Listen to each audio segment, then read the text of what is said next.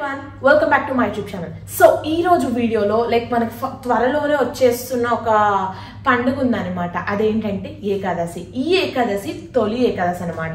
అంటే ఏంటంటే ఇక్కడ నుంచి మనం ఏమన్నా ఫెస్టివల్స్ ఉన్నా అవి స్టార్ట్ అవుతాయి అండ్ దానికి చాలా విశిష్టత కూడా ఉందన్నమాట.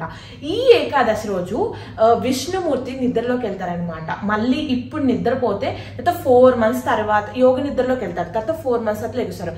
అది కార్తీక శుద్ధ ఏకాదశి రోజు లెగుస్తారనమాట. అప్పుడు అందుకే మీరు ఎప్పుడైనా చూడండి, ఈ తొలి ఏకాదశి తర్వాత మనకి శ్రావణ మాసం అంటే అమ్మవారికి పూజిస్తాము, తర్వాత వినాయకుడికి పూజిస్తాము, తర్వాత అంటే పార్వతీదేవికి, తర్వాత శివుడికి పూజిస్తాము కార్తీక మాసంలో.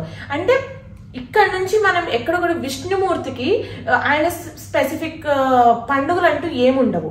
ఆయన నిద్రలోకి వెళ్తే పరిపాలనలోకి వీళ్ళందరూ వస్తారు కాబట్టి మనం వాళ్ళు భూలోకంలోకి వస్తారు నిద్రపోతుంటే, కాబట్టి మనము వాళ్ళకి అనేది పూజ చేస్తాము. తర్వాత మళ్ళీ ఆయన నిద్ర లేచిన తర్వాత ఆయన పండుగలు అనేవి స్టార్ట్ అవుతాయి. సో ఈ రోజు ఈ తొలి ఏకాదశి రోజు ఏం చేయాలి, ఎలా చేస్తే మనకి అసలు ఏకాదశి అంటేనే ఫాస్టింగ్. మనం చాలా అంటే అన్ని దేవుళ్ళ కంటే కూడా విష్ణుమూర్తికి నిష్ఠ అనేది చాలా ఎక్కువ ఉండాలన్నమాట. సో ఈ తొలి ఏకాదశి రోజు ఆ రూల్స్ ఏంటి, రెగ్యులేషన్స్ ఏంటి, ఎలా పూజ చేయాలని చెప్పేసి ఈ వీడియోలో చూద్దాము. సో ఎప్పుడైనా మనం ఎప్పుడు హెడ్ బాత్ చేస్తాము బ్రహ్మ ముహూర్తంలో. సో మనం ఈ పూజ అంటే ఈ తొలి ఏకాదశి రోజు మనం పూజ ఎలా చేయాలి, ఎలా చేస్తే బెనిఫిట్స్ ఉంటాయంటే, మనం బ్రహ్మ ముహూర్తంలో లేగాలి. బ్రహ్మ ముహూర్తంలో లేచి నీట్గా ఇల్లు మొత్తం గంగాజలంతో ముందు రోజే నీట్గా క్లీన్ చేసుకొని, ఆ రోజు మళ్ళీ క్లీన్ చేసి మనం స్నానం చేసి మంచి బట్టలు వేసుకొని, తర్వాత మనం ఆ రోజు పూజలో మెయిన్ ఎలిమెంట్స్ పెట్టాల్సినవి ఏంటంటే తులసి మాల అండ్ ఇంకొకటి ఏంటంటే పిండి దీపాలు. ఈ 2 పెట్టి ఆ రోజు పూజ చేయాలి. నైవేద్యం కింద ఏం చేయాలంటే పేలాల పిండి ఉంటుంది కదా, ఆ పిండి నైవేద్యంగా పెట్టి మనం తీసుకోవడం అనేది చాలా ఆస్పీషియస్. తర్వాత ఫాస్టింగ్ ముందు రోజు ఒక పూట తిని ఈవినింగ్ నుంచి ఫ్రూట్ స్టార్ట్ చేసి ఆ రోజు మొత్తం అంటే ఏకాదశి ముందు రోజు స్టార్ట్ చేసి ఏకాదశి రోజు మొత్తం ఉపవాసం ఉండి నైట్ జాగారం చేసి నెక్స్ట్ డే ద్వాదశి అనుకుంటే ఆ రోజు ఏం చేయాలంటే మార్నింగ్ విష్ణుమూర్తికి పూజ చేసి ఆ రోజు ఉపవాసం అనేది మనం వదిలిపెట్టాలి. ఇంత ప్రాసెస్ లో మనము ఉపవాసం అనేది చేయాలన్నమాట. ఇంకొకటి ఏంటంటే ఆ రోజు విష్ణు సహస్రనామం, లలితా సహస్రనామం, తర్వాత భగవద్గీత లాంటివి కూడా చదువుకోవచ్చు అనమాట. ఆ రోజు మెయిన్ చేయాల్సినవి. తర్వాత ఏంటంటే పూజలో మనం పొద్దున చేయాలి పూజ, సాయంకాలం కూడా పూజ చేయాలి. అన్నం అస్సలు ముట్టకూడదు. సాత్విక ఆహారం, నాన్ వెజ్ ఏం తినకూడదు, సాత్విక ఆహారం తినాలి. తర్వాత అన్నం కూడా అసలు ముట్టకూడదు అనమాట.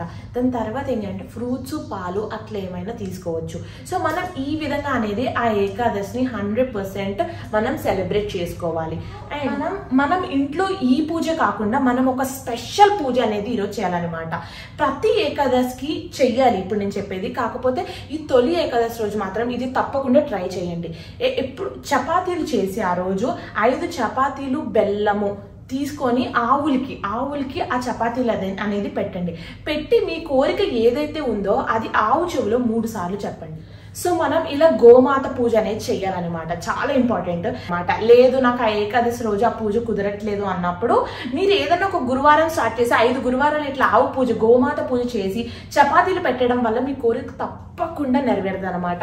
అస్సలు మిస్ అవ్వద్దు. తర్వాత ఆ టైమింగ్స్, ఆ ఏకాదశి టైమింగ్స్ మొత్తం కూడా నేను డిస్క్రిప్షన్ లో ఇస్తాను, తప్పకుండా చూడండి. అండ్ ఆ రోజు విష్ణు సహస్రనామం మాత్రం పట్టే చేస్తూ ఉండండి. ఇంకోటి ఏంటంటే ఏకనామం కూడా చేస్తారనమాట. అంటే ముందు రోజు స్టార్ట్ చేసి 24 hours విష్ణు సహస్రనామం చదువుతూనే ఉంటారు. అలా కూడా చేయొచ్చు. అట్లా చేయడం వల్ల కూడా చాలా బెనిఫిట్స్ ఉంటాయి. సో మీరు ఇంకేదైనా విష్ణు పూజ కానీ, కృష్ణుడి పూజ కానీ ఏ పూజన్నా చేయొచ్చు. చేస్తూ ప్లస్ వ్రతంలో చేసుకోవాలి ఇంట్లో అంటే మీరు ఆ రోజు పెట్టుకోవడం వల్ల చాలా స్పెషల్ బెనిఫిట్స్ అనేవి ఉంటాయన్నమాట. అస్సలు మిస్ అవ్వద్దు. తొలి ఏకాదశి మనం అందరం చేసుకోవాలి. మీకు అర్థమైంది కదా నైవేద్యం, పూజ ఏ టైంలో చేయాలి ఏంటి మొత్తం. సో ఇంకా నేను ఏమన్నా డీటెయిల్స్ మర్చిపోతే వీడియోలో నేను కింద డిస్క్రిప్షన్లో పెడతాను, తప్పకుండా చెక్అవుట్ చేయండి. ఆర్ఎల్స్ నేను కమెంట్ చేసి దాన్ని పిన్ చేస్తాను. సో నేను ఇంతవరకు ముందుగా ఏంటది పిండి దీపాలు, తర్వాత నైవేద్యం కింద పేలాల పిండి, తర్వాత తులసి మాల వేయాలి, దాని తర్వాత ఆవు పూజ, ఇది మాత్రం మిస్ అవ్వద్దు.